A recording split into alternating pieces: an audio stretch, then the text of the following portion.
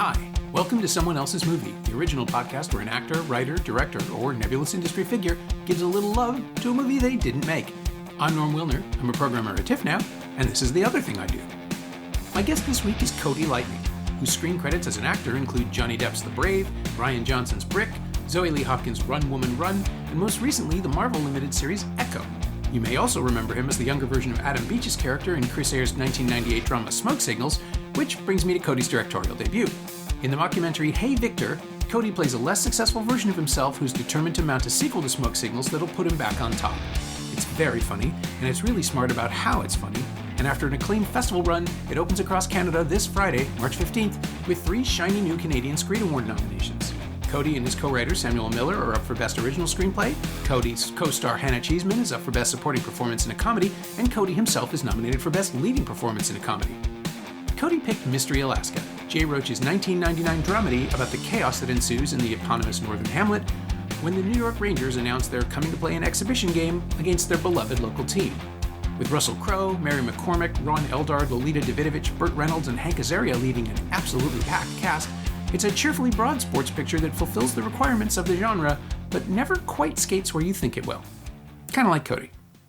This is Someone Else's Movie. I've been watching, my whole life, hockey films. I'm a hockey player and a coach. And I just wrote my next script that I've submitted for funding, and hopefully we get it to have my next film be an Indigenous hockey film. So I've been watching a lot of hockey content.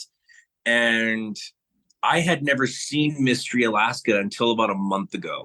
And people were like, you know, when I'm like, oh, where are some other good hockey flicks? I've seen this one, this, and that. And they're like, oh, Mystery Alaska. I was like, I'll pass. And then I finally watched it and I was like, why haven't I seen this? like for many reasons. And I watched it like 3 nights in a row and I was like, wow. And so it just kind of fell into place with what I'm kind of working on and just like the silliness of it and the vulgarness of it, like everywhere in between, like that it packs into, you know, I don't know this.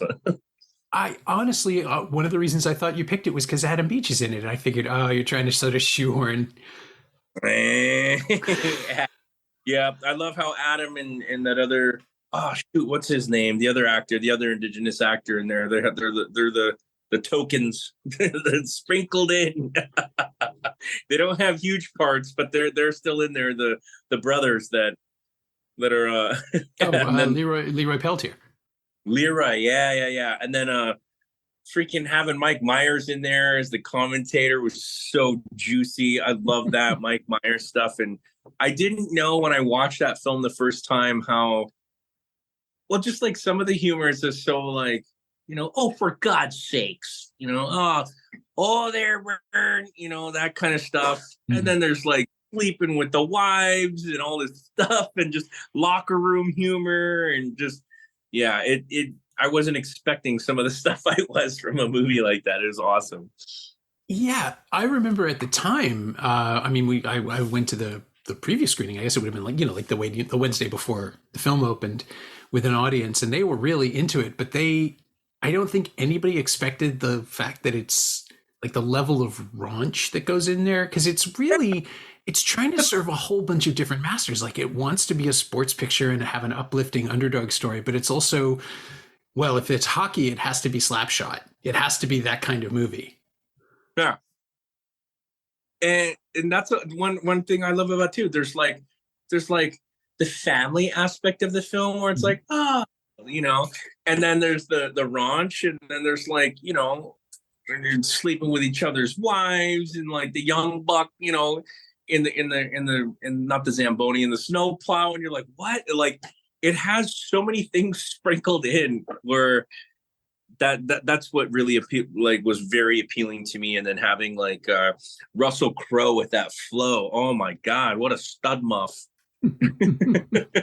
Yeah, this is like 2 years after LA Confidential, and he's sort of in his prime as the interesting new actor who will do whatever you ask of him. Like he was a character actor, he was an A-lister, and here he is and just like kind of almost slumming it, really, like turning down all of his charisma and just being a wreck for a while. and then Uh-huh. slowly building himself back up along with the team. It's this weird contrast in what he can do and what the movie wants him to do. And he's giving it's a really good performance. Mhm. He's listening to his own music. Mhm.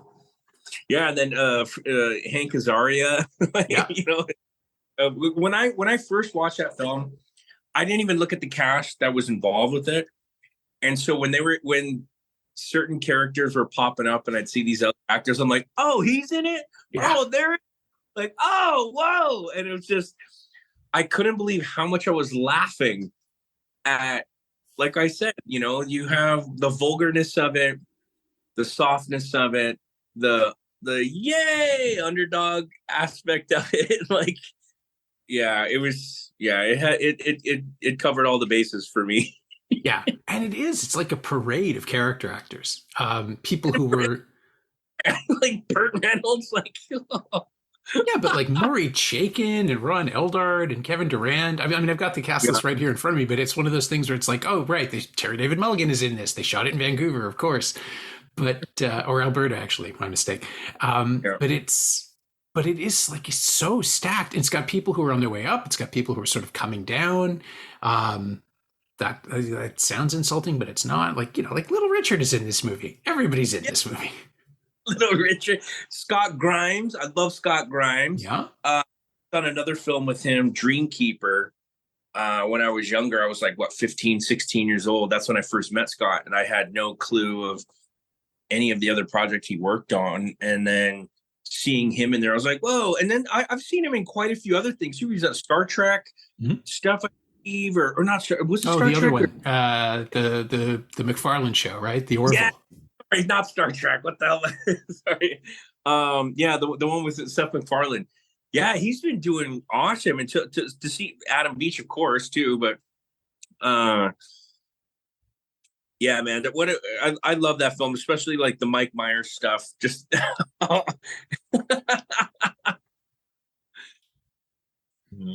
so okay.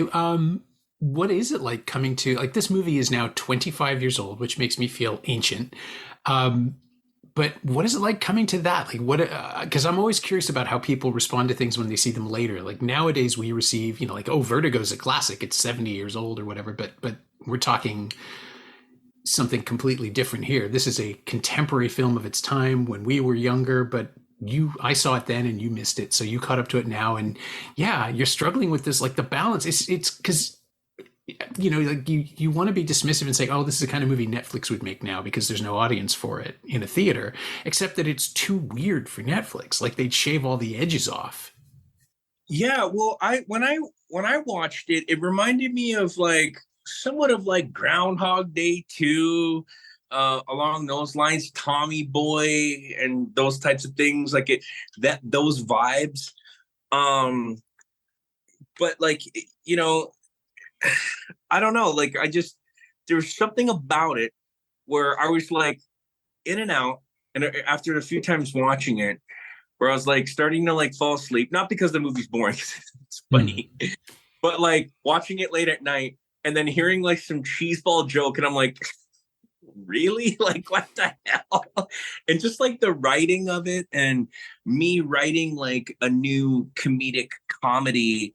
Like I'm really focusing in on the writing side of these projects, and just where did like any of the producers, the director, or the actors have any clash, or just thinking about, I wonder what was okay, and if anyone clashed at any point over certain things, and what was approved right away, or if it was just a go, like a green light for everything. And yeah, Mystery Alaska is a true gem, true goddamn gem. Yeah, it is a really strange sort of bucket of talent too. I mean, behind the camera too. Like Jay Roach had just come off the Austin Powers movies. I mean, that's why Myers is in it. But he's he's sort of desperately trying to prove that he doesn't just do broad comedies. Like he wants to do something heartwarming, but his instincts kind of get in the way because he wants to make it bigger and sillier. And then you have this like it's like watching one of those what is it, one of those like those executive toys with all the balls where you start one going on one side and the others start firing off. Yeah.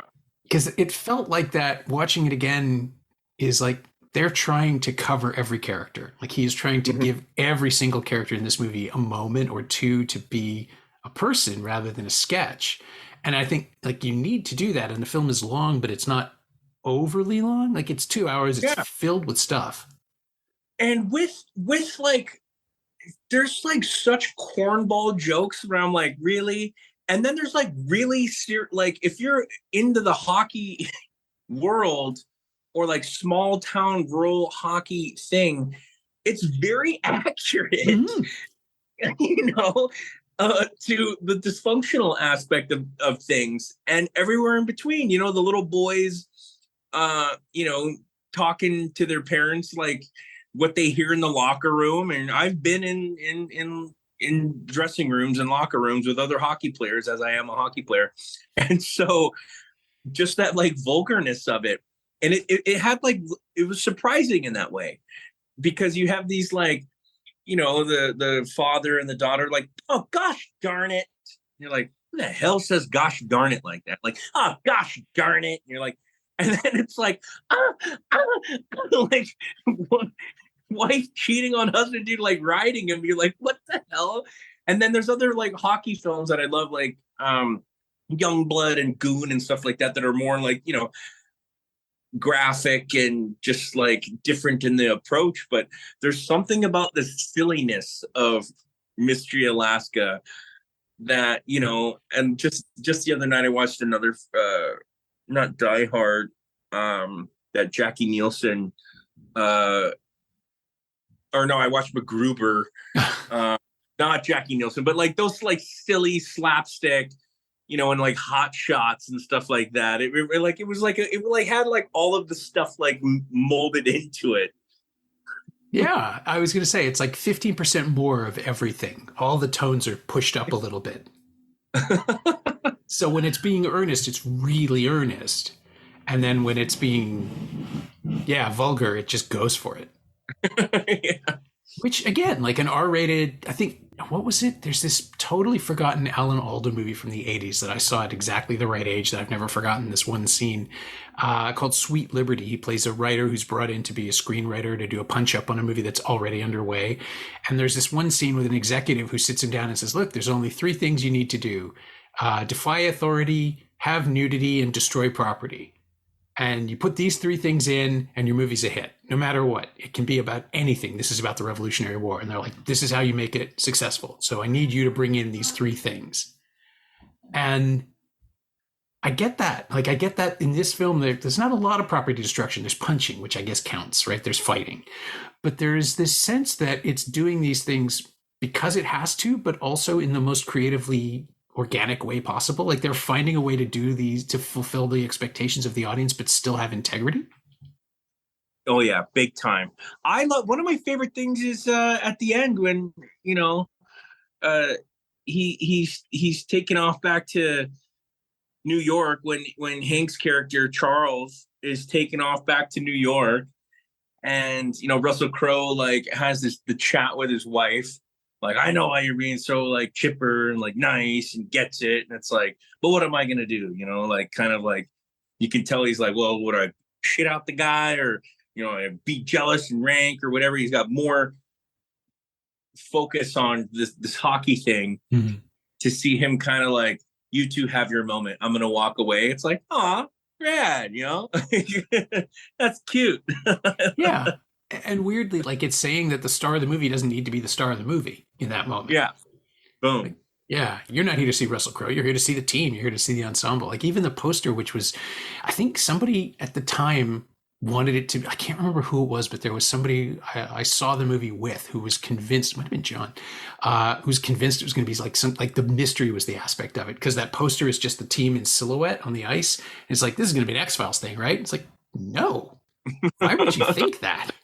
I love the opening. There's just the skating on the river and like going through. And it's funny because where I live here in Edmonton, I have a beautiful view here of the river valley, and there's an public ice rink that's about the size of like 6 NHL rinks that water to. We just skate around, and they have like trails through the trees and stuff like that. And it reminds me, that's very Mystery Alaska-esque.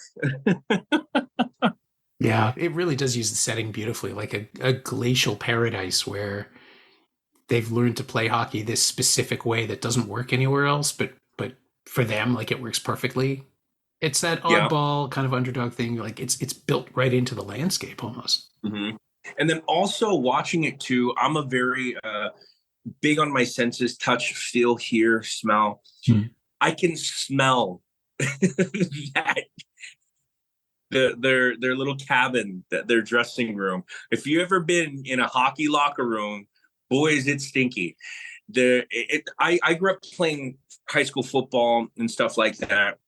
The smell, and this is when I'm working on projects with other actors and stuff like that, I use all of that: the touch of something, the feel of something, the smell of something, how it rings in your ear, how it feels in the back of your throat when you're tasting something, the smell of those old, and they don't have like top of the line gear, so it's those old moldy stink pads.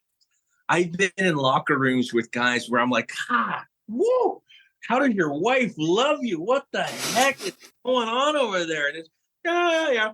Or you're sitting on the bench and, in the film, everyone's drinking. Or if let's say you're on the bench and you're hungover and you're like, I don't even know if I want to be here. And you get a whiff of an elbow pad. It's like, like gross hockey. Yeah, a friend of mine played in his 20s, and the gym bag would just sit in his foyer because if he brought it any further into the house, it would have to be burned. It really is. It's amazing what the human nose gets used to, right? Because he would stop. He just wouldn't even smell it anymore. But yeah, as you're saying, if you are a player and you notice it, it's got to be really bad. Yeah, especially coaching too, coaching minor hockey. And then those kids, they just want to get in and get out. So they don't air their pads out. So they show up at games and their pads are still soggy and stinky from a game or practice before. And it's like,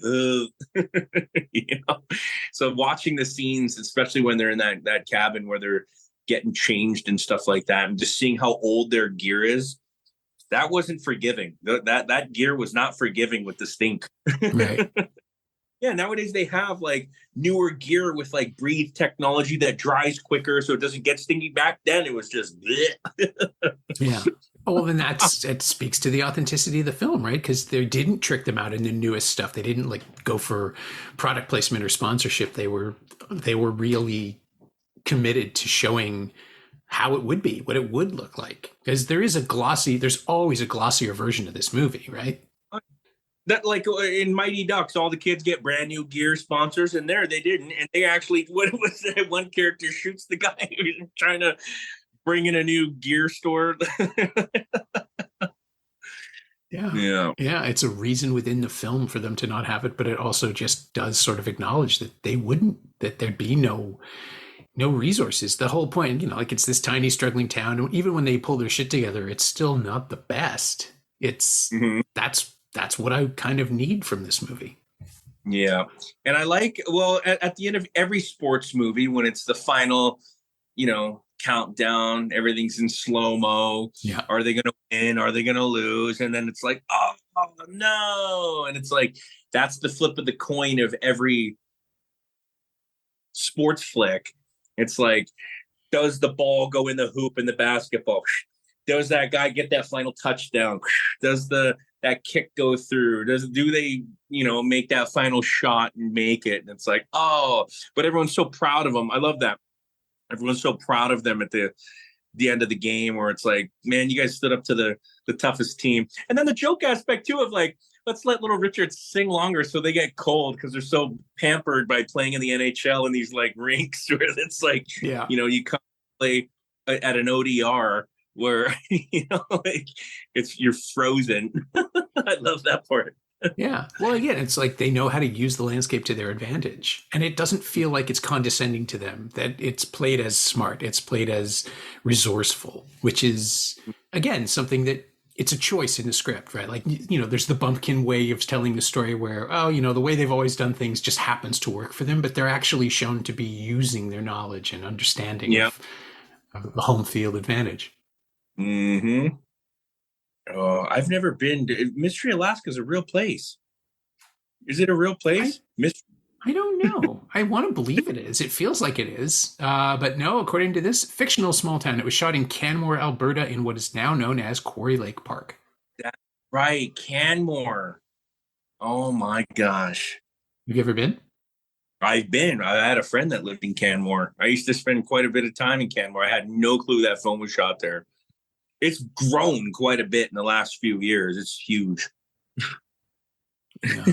Well, and of course, like it's shot by the guy who shot Mulholland Drive. It's going to look gorgeous and different and alien Oh in yeah. the movie. Mm-hmm. But what a strange combination of talent. I'm still like, how did they get all of these people to make this movie? It had everyone, and like you're going through it, and you're like, this person, this person. They had the NHL players in there. They had so many people. So with this, and the reason I like this, like I've been watching quite a few hockey flicks, like I said, and seeing how I want to, like the influences that I want on my project that I just wrote, and the style and everything like that, and the humor. My project is going to be very dark humor. There's a lot of traumatic events that happen, like from the communities that I'm from, but hockey is such a huge part of our life. And when we were talking about the next project, that's what it's like, let's write a hockey film. And that's what we're working on. So I've been, like I said, doing my homework on hockey projects, and there's things I love and aren't too much of a fan of each film, like anyone. But when I watched Mystery Alaska, I was like, this is, I remember Mighty Ducks was it's very PG, and then Mystery Alaska is PG, but then there's those rated R moments where you're like, all right.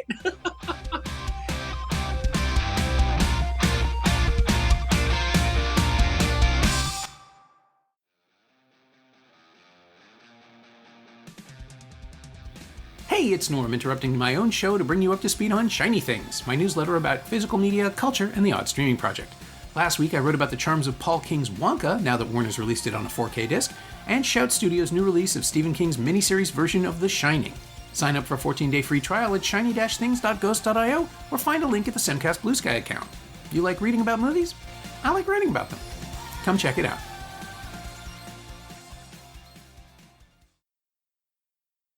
It's almost Disney's answer to itself, right? Because Touchstone Pictures was the grown-up division. And this is 99. This is the year they made The Sixth Sense and really sort of broke out. But this movie does feel like it's written by David E. Kelly, like the guy who wrote Picket Fences. And yeah, he is an adult grown-up television writer. And whenever he ventures into film, his sensibilities kind of juxtaposed against whatever the subject is. Like there's nothing else in his entire filmography. There's nothing else in his entire career that has, sports picture. Like it's such a weird fit for him. They clearly just brought him in to tell this, to maybe, who's the other writer? Because there are two. Sean O'Byrne, who I don't know at all. Yeah. So either Kelly comes in to punch up a script that's already been bought, or they worked on it together, and it doesn't, like, it just feels so unique. And then Jay Roach comes in and does what he does. And yeah, it's like this big, I want to say jambalaya. That doesn't make sense. It's a stew. Like it's a big stew of influences. Jambalaya is way too spicy for this movie. Yeah. Burt Reynolds was one of my favorites. It's like, Burt, can you be Burt? Yeah, they're not asking much of him. He's just off the Oscar nomination for Boogie Nights. And it's like, you know what? We need you to do a slow clap at the end. Can you do that? And it's like, yes, I can.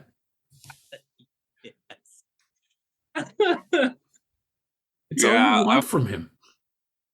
Yeah, I wonder how many days they had shooting with Burt. How many shooting had with him? Well, the judge has a pretty significant role, right? He must have been there a week or so. Plus, it's Alberta. You don't just fly somebody up there for the day. No, not for the day. But he might have taken a cruise down to Calgary. Had a few days. He'll go up to Banff.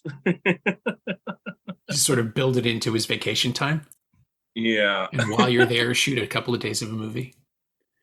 And one thing I love too, especially with like the hockey aspect of it, is and there's with that era of films, there's drills that they're doing that are so not like how it is now. Like it's like they're doing on ice football drill. Yeah. Like how it is now with actual play. It's so much more intricate and diverse. And back then, like even another like young blood, like just like the drills they're doing, you're like, that would never happen. But like for the context of the film, it works so perfect because it's like nitty gritty, brute style. And, you know, nowadays it's all about, you know, being suave and quick and, you know, having that prestigiousness. Yeah, nobody's interested in sexing up these guys. They're like, they're not supposed to be glossy in any way. Well, the one character, what was his skank? He was the skank character, right? Sleeping with all the women. I love that part of it. And then, like I said, there's the teenage boy who makes it on the team for the Saturday games, and he's driving the plow, and then he has his little high school girlfriend, and you're like, am I gonna see like a high school sex scene here? What the hell? It's like, oh geez. Right up to the edge. It's so, you know, like it's so the kids can have someone to connect to. But I mean, you got like, who else is in this? Kevin Durant and Adam Beach and Sean Johnston and everybody in this, like this wall of Canadians who are just kind of playing ringers of themselves. It's like the casting of every Fargo series where it's just filled with people from Toronto and Vancouver and Edmonton, pretending to be like in I suppose Minnesota and wherever. You can get away with it because we look just like them. But it's such a weird thing to see these people insisting that this is a true American story that's not true at all and not even really American. I do wish that the indigenous actors in there had a little more spritz. You know, it just felt like it was that classic cliche Hollywood. Well, let's chuck a couple because it takes place up there. One thing I did like, where I was like, all right, is when the news broadcaster or something said, your team name, why isn't it the Eskimos or something like that? And he's like, the First Nations people here are Inuit. So I was like, oh, rad. Like, I live in Edmonton, and the football team was the Edmonton Eskimos for years, and there was that big debacle on, you know, mascots and stuff like that. And I remember I was sitting in a diner, and I heard these old gentlemen behind me complaining about that when they were talking about changing the name of the mascot from the Eskimos to the elk. And it's like, you know, they want to change the name of the Eskimos to what? I don't know. Well, why don't they just change it to the flat-faced people because that's what they are? And I'm like, you know, how are they going to change the name and this and that? And it's just like, I was listening and I'm like, what the hell? But in the film, the fact that he addressed that was kind of cool. I like that. Where he's like, actually, they're not Eskimos. They're Inuit, and don't call them that. I was like, wow, that's really big of Hollywood at that time to say. Yeah, it does. It struck me as something that is that the first time a movie has actually dealt with this? Like a major studio picture has dealt with the idea that, you know, names have meaning and slurs are bad. It's probably not, but I can't think of another time. Like there's plenty of movies around the same time with the Cleveland Indians being the Cleveland Indians and nobody calls it out. Oh yeah. I went to the John Burroughs Indians in Los Angeles. I played football there. I was very, very aware of the indigenous mascot. My mom, after some things that happened at the school, she's like, the name of your school needs to change. And we were actually in the newspaper in Burbank, California, for trying to change the name of the school. And I remember people were like outraged, like, how dare you? And all the like, we're Indians. Woo, I'm Indian. And you're like, wow. Wow. Yeah, I remember reading, it's the opening of Jesse Wente's book, right? Where he talks about getting people making the whoops at him when he was getting up to bat as a baseball player himself. The team name had nothing to do with it. It was just like, it was the cry you associate with stereotypes and what's the term, like the Hollywood version of the Indian that doesn't even exist anymore, or never really did. But this was being weaponized, and it was the sort of thing that's perfectly acceptable at a ball game for a team called the Indians, except that it's never been acceptable. It's just never been right. It's just accepted by people who don't care to know what they're doing wrong. Oh, yeah. I remember playing high school football, and then we'd play against teams, and it's like, okay, you're playing against a team named the Bulldogs, or, the Hurricanes or something like that. And then the cheerleaders have the signs up. It's like, I remember reading the signs, and it's like, let's scalp those Indians, and going to be the Trail of Tears. And I'm like, wow. And it's just so acceptable. And so in the film, when the fact that the mayor there steps up and he's like, no, they're not Eskimos. They're First Nations people. They're Inuit. And I was like, whoa, wasn't expecting that. Yeah. But even the tiniest thing can be so meaningful for the people it's aimed at, right? Yeah, big time. Is your project, I don't want you to spill too much, but is your project going to deal with perception and like sort of the entrenched racial issues that go on in all this? So there's a lot of that goes on, especially in the hockey community here. I've seen it in different areas. One as a player, one as a coach, one as a parent. There's the racial aspect that goes on, the cultural aspect that goes on. And then I've seen things exaggerated and or things that should have been taken more serious that weren't, and things that were blown way out of proportion. I've seen players and parents say, oh, well, this and this and that. And I'm right there and I'm like, no, let's not use that. I was there. No. And then there's sometimes where I was like, that was absolutely terrible. We need to be making more of a big deal about this because that's not acceptable. So we're incorporating all of that in this because it's a huge part. And then also with the hockey aspect of Mystery Alaska and all these other hockey films, and what I'm going to be creating, my next project is with hockey in Canada. Every kid thinks they're making the NHL.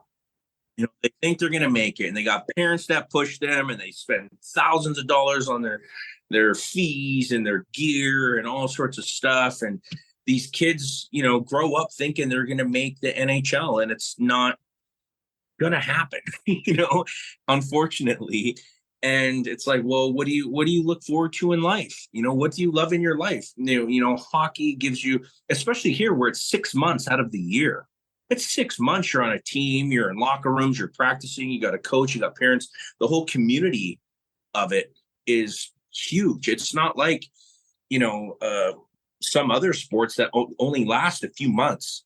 Hockey's very, and you don't have a huge team like football. There's like 30, 40 kids on a football team. Hockey, you got your 16 players, and that's your group, with give or take some that come and go. And we're really going to hone in with this project on the communal aspect of things, of rugged reservation culture, not the beautiful aspects of reservation culture. And, just working with youth. I was a youth worker for 6 years. And the types of jokes and stories and humor I would hear from these young ones was crazy. And especially when kids don't think that there's an adult listening, the way they talk. And I'd hear it and I'd be like, all right, I hear where this is going. Let me see what's going, until the point where I'd be like, okay, hey, no. Now I got to stop it. Like, you're going too far. But I would listen. And the locker room stuff and co-ed teams, boys and girls and stuff like that. And just the whole aspect of Indigenous culture mixed in with sport, mixed in with community. That's what we're going to really powerhouse with this thing. That sounds really intriguing. Are you going to act in it as well? I mean, yep. I will act in it, nothing like I did on Hey Viktor. So it's not about me. I have a smaller part. We're gonna really showcase these young athlete actors that, you know, they're each character is gonna have their own unique backstory and their arches and stuff like that, and character arcs. And yeah, it's going to be a really, really wild, fun project. I can't wait to make it. And so that's why I will, like, with Mystery Alaska, with just the silliness of it, that's right up my alley of like the kind of jokes that I'm going to throw in on this, where that the hockey community and the Indigenous community will be able to relate to. Great. Well, that is usually the question I ask towards the end of the podcast, is like, what of the film that you chose have you harvested or borrowed or just outright lifted? Like, I kind of want to dare you into trying to use your Marvel juice to get Mike Myers to come in and do something on your film now. That would be freaking awesome. We're reaching out to, we're going to be reaching out to a few big names. Can't say who yet, but some really awesome people for this. And the few that I have told about this project and shared the script with are like, this is going to be amazing. And so we're going to be reaching out to quite a few current NHL players, retired, Indigenous, you know, some Swift players, some old school Goon players, actors that don't even play. Like, we're really going to get a solid cast on this next project, I guarantee you. So as soon as things are more greenlit and going, this is going to be the next project that we're honing in on. Oh, really excited. And you said it wouldn't be like Hey Viktor. I can't imagine how it would, because that film is such its own animal. No. But for people who are listening to this as Hey Viktor is coming out, and I've been trying to explain it to people, and it's hard to explain exactly. I've it's like the short version we were using during the festival is like, it's a mockumentary about someone who refuses to accept that he can't be famous the way he wants to be famous. But what it really, like, the more I thought about it, the longer I spent with it, the more it just feels like this idea that there is a window now for people to reinvent themselves as adults in a way. Like, we're seeing it with all of the reboots and all of the, like, this 20 years later sequels to TV series and movies. There is a window of all of the things that you grew up with, and Mystery Alaska is almost one of them now, 25 years later, where if you had this, if a studio smelled the tiniest bit of interest, they'd do it again. They'd reactivate everything. And Hey Viktor just sort of slots in there so perfectly now. It's like, shit, yeah, why isn't there a sequel to Smoke Signals? Yeah. A dysfunctional sequel to Smoke Signals. Sure. Yeah, I don't know. When we made this, when we did the Hey Viktor stuff, it was completely separate, and we had to make sure that we didn't incorporate a lot of things from the project for many. Some people didn't want that. Some people did. Legal reasons, all sorts of stuff. And that's what we put in the film, is like the legal stuff of even trying to make the project within the project of the, you know, like, so it all comes into play in that way. But yeah, I can't wait for people to see that. I can't wait for, you know, I have a few things on the go here, and it's really amazing, because in the film industry, you got up times and down times, and sometimes, you know, you got projects coming in, and sometimes you go a long period without work, and you're like, so, you know, trying to get something on the go. So I'm really fortunate right now to have Echo out with Marvel, and Hey Viktor coming out, and then there's Resball, another film. It's a basketball film that I was able to be a part of for Netflix. That's going to be coming out. Yeah, and then hopefully we get the go for my next film, for my hockey film. So, well, fingers crossed. And I'm just delighted that you get to have this moment. Oh, thank you so much, Norm. I appreciate that. My thanks to Cody Lightning, whose very fun mockumentary Hey Viktor opens across Canada this Friday, March 15th. Thanks also to Ali Lemaire-Shedden. She knows what she did. You can find Cody on Instagram at lightning.cody, and you can find Mystery Alaska on DVD, and only on DVD, from Walt Disney Home Entertainment. It's also streaming on Disney Plus in Canada and available to rent or buy on various VOD services across North America. You can find me on Blue Sky at Norm Wilner, and you can find this podcast there at Semcast, S-E-M-Cast, and on the web at someoneelsesmovie.com. The first year of the show is still available for just $20 at payhip.com/Semcast. That's the first 52 episodes of Someone Else's Movie, 44 of which aren't currently available anywhere else. And check out my newsletter, Shiny Things, at shiny-things.ghost.io. I think you'll enjoy it. Our theme song is by The Last Year. If you like it, or the show in general, please say so. Leave a review wherever you've been listening. Every little bit helps. It truly does. And check out the other shows on the Frequency Podcast Network while you're doing that. Stay safe, watch movies, wear a mask if you go out, get the new booster when you can. I'll see you next week.